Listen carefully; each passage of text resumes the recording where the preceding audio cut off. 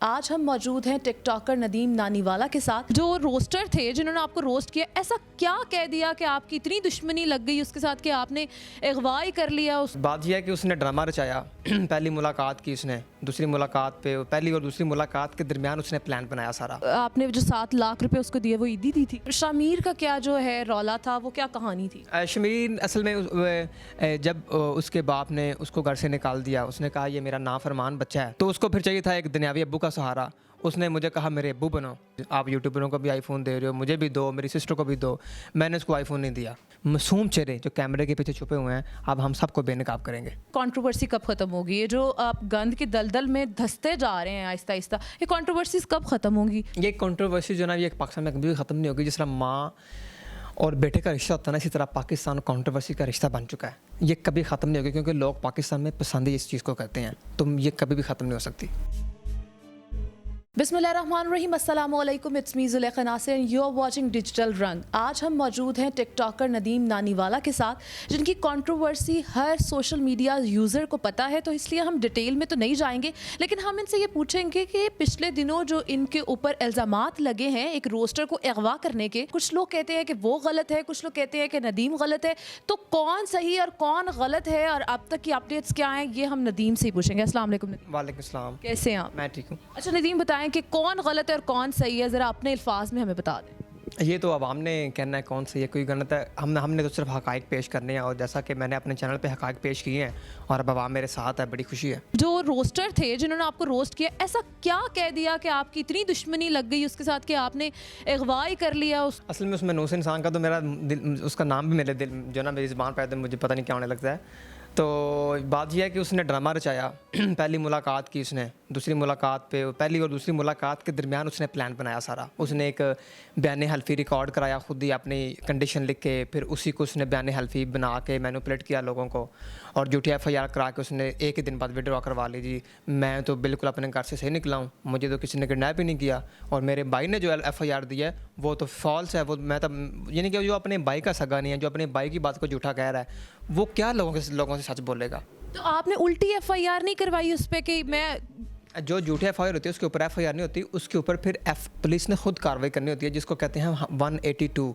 तो वो पुलिस ने खुद ही इन्वेस्टिगेट करके उसको जो कि तकरीबन 2 से 3 महीने का प्रोसेस होता है, वो जिस पार्टी ने झूठी FIR दी होती है वो उसके, पुलिस के और वह मुतलका मजिस्ट्रेट जो होता है उनके दरमियान का मामला होता है।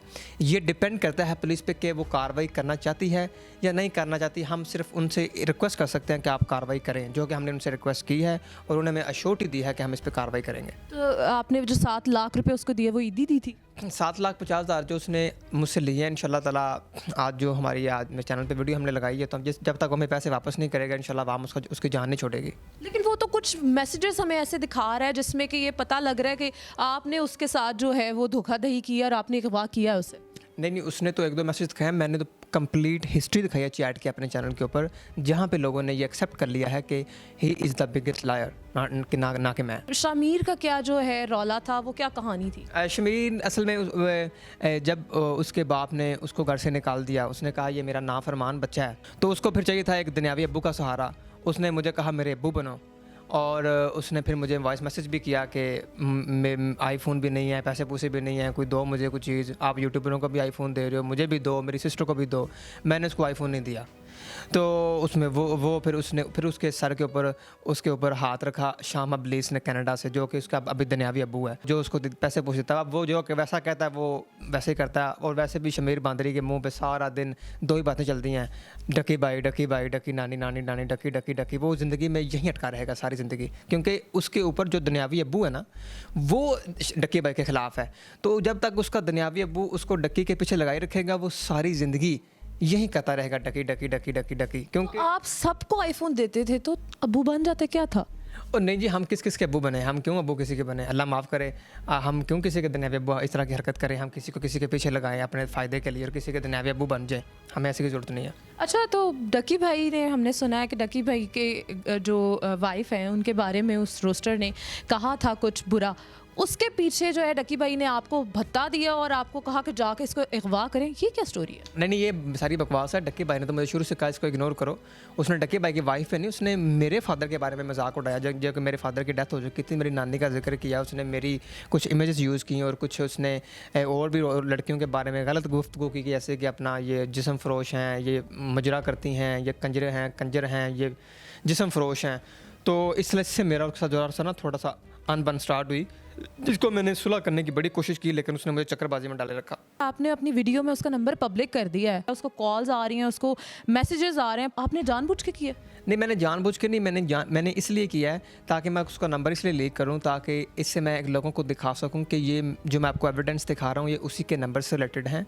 और मैं चाहता था कि इसके रिस्पॉन्स में वो चीज़ को एक्सेप्ट भी करे कि इसने मेरा नंबर लीक किया है, ताकि आवाम के दरमियान ये कन्फ्यूजन ना रहे कि चैट जो है वो फेक हो सकती है। और मुझे बड़ी खुशी है कि उस कंजरा ब्रदर ने इस चीज़ को एक्सेप्ट किया कि नंबर मेरा ही इसने लीक किया, तो जिससे मुझे बड़ी खुशी है कि एटलीस्ट उसने एक्सेप्ट कर लिया है कि ये नंबर और चैट रियल है। अच्छा, अब मुझे बताएं कि आप कह रहे थे कि अब मैं रोस्टिंग में आ रहा हूँ, तो अब रोस्टिंग में आप कौन से नए जो हैं स्टेप्स लेंगे और चांद चढ़ाएंगे?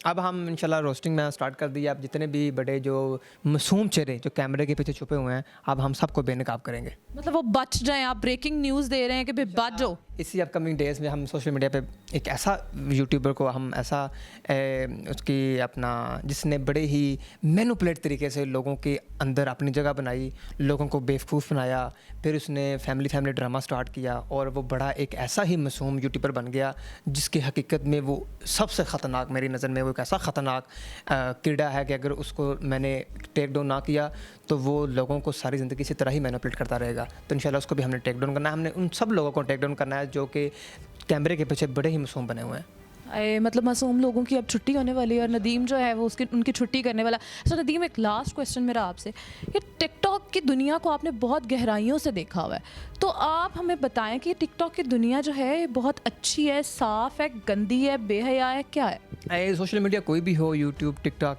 प्लेटफॉर्म कोई भी हो, इसके नुकसानात भी हैं, फ़ायदे भी हैं। ये आप पे डिपेंड करते हैं कि आप किस तरह की गहराई में जाना चाहते हैं। आप गंदगी की गहराई में जाना चाहते हैं या आप दूसरी तरफ जाना चाहते हैं। जो लोग गंदगी में चले जाते हैं वो हमेशा गंदे रहते हैं, और जो दूसरी तरह जो शुगर मेडल लगाते हैं हमारी तरह, अब हम उनको पसंद भी करते हैं और लुत्फ़अंदोज़ भी होती है। तो ये आप पे डिपेंड करता है। तो आप मुझे ये बताएं कि आपने अपनी नानों से शुरू किया था, जो कि बहुत ही क्यूटेस्ट चीज़ है कि आपने उनसे शुरू किया, वो आपको जो है वो जो है आगे से जवाब देती थी, जो कि बहुत प्यारा लगता था।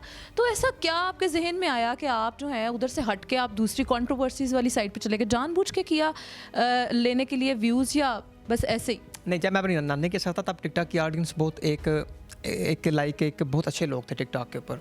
मेजॉरिटी जो लोग थे वो बहुत अच्छे डिसेंट लोग टिकटॉक को देखते थे और वो इसको पसंद भी करते थे।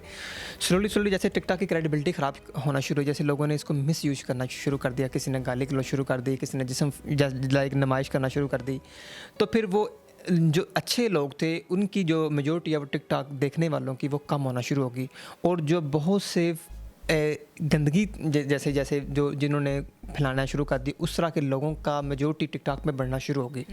तो मैंने इसलिए स्लोली टिकटॉक पे नानी को साइड में हटाना शुरू कर दिया, क्योंकि वो मेजॉरिटी जो नानी को पसंद करती थी वो टिकटॉक में बहुत कम हो गई, और जो लोग नानी को पसंद नहीं थे करते उनकी मेजॉरिटी काफ़ी ज़्यादा हो गई। तो इसलिए मैंने अपनी नानी को साइड में कर दिया। बिल्कुल, और हमारे लिए हमारे बुज़ुर्ग जो हैं उनकी इज़्ज़त पहले है, बाद में कोई पैसा या कोई प्लेटफॉर्म है।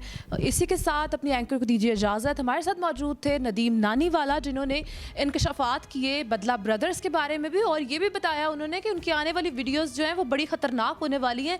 तो आप वेट करें, हमारे प्रोग्राम को एंड तक देखना ना भूलिएगा, ताकि आपको जो है नदीम नानीवाला के जो इंकशाफात हैं उन तक पहुँचने का मौका मिले और आप इनकी आने वाली जो वीडियोज़ हैं उनको देख सकें। अपनी एंकर को दीजिए इजाज़त। हम नए प्रोग्राम के साथ दोबारा हाजिर होंगे। अल्लाह हाफ़िज़।